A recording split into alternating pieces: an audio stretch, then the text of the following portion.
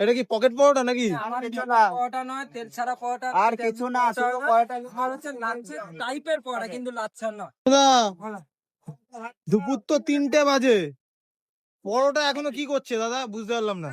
পরোটা তো আমার রাত্রি 12টা অল টাইম এইভাবেই ভাজা চলবে। এই আমরা জানি যে সকালবেলা জল খাবার পরোটা, আবার তোমার দোকানে 12টা পর্যন্ত পাওয়া যাচ্ছে। দেখো, সোনুদা মানে 22 রকমের মাছের আইটেম, এবং সোনুদা মানে সকালের লাঞ্চ, সকালের টিফিন, দুপুরের লাঞ্চ, এবং রাত্রিরেরও দোকানে সব রকম পাওয়া।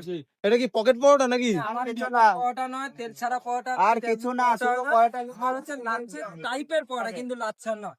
লাচ্ছার মতো তো লাগছে, কালারটাও তো সেরকম লাগছে। লাচ্ছার মটনই লাগছে, কিছুটা লাচ্ছা টাইপের ফ্লেভারও পাবে, কিন্তু লাচ্ছা নয়। আচ্ছা, না, পার ডে আমরা 40 থেকে 40 কেজি ময়দা। চলে যাচ্ছে। এই যে তেলটা কি দেখতে হচ্ছে, কি তেল এটা?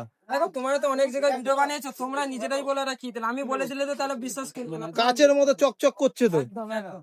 তোমরা নিজেরাই বলো, দর্শককে বলো যারা কি বলো। রিফাইন তেল নাকি? অবশ্যই রিফাইন।